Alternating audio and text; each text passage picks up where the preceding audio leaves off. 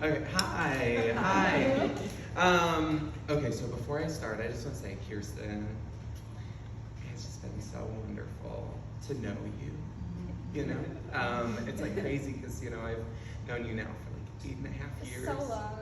Yeah. You're just a little baby, and now you're like, you're growing and you're becoming your own self, and like, I'm just so proud of you. Thank you. It's been really great to see you. So happy to celebrate you today. Thank you.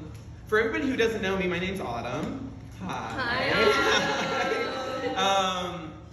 I'm a local poet. I am a trans woman. I'm a gender non-conforming trans woman. Thank you.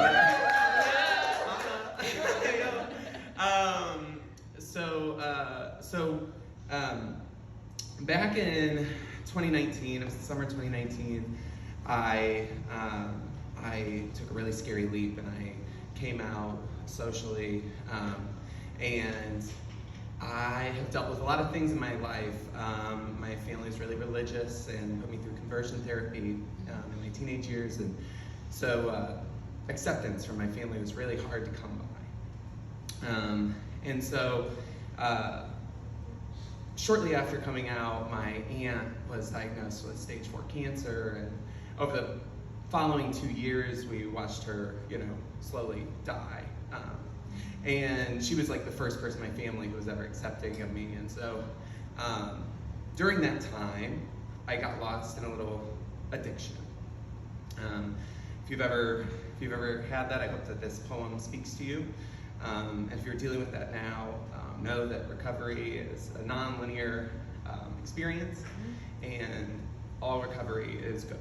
So this is a piece that I wrote called The Mementos of Me.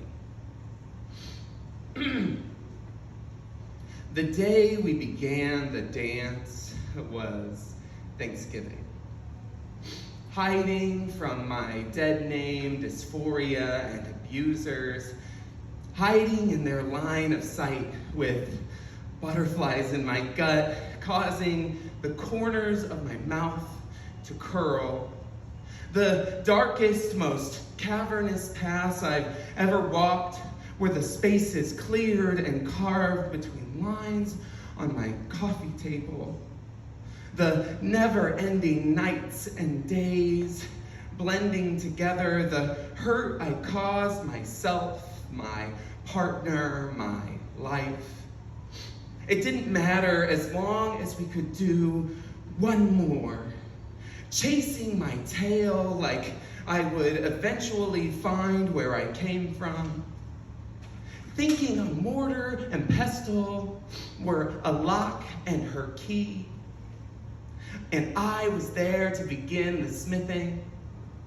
I was slow to know and quick to run, chasing line after line into the dark, chain-smoking cigarettes like I was part of the pack.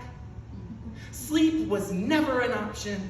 Exhaustion was my master, spinning in unfettered delirium, starving body and soul. Say no to every friend who needed me because I needed my next fix. At times, I thought I wanted my addiction to take me like it takes my pain. Take me not just for a moment, but forever. I didn't want to be here anymore because peace was for those afforded a fair shake. I was no longer pursuing my dreams. I was running laps, chasing clouds. I was lost like I had never been lost. Ready and hoping to stop at any moment, a dream I've heard only held by a stone dropped from heaven.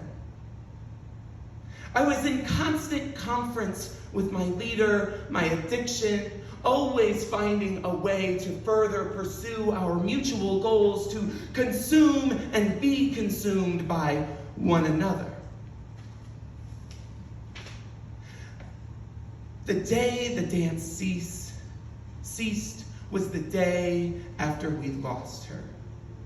When this all began, it was harmless. no victims hovering just above the line, no need to run.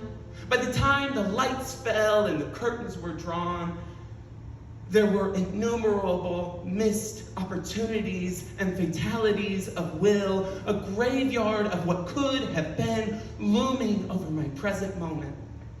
This was the time I could have walked, but I once again ran, not after lines into the night, but through a spring meadow, running with all my might toward myself, landing in my own arms,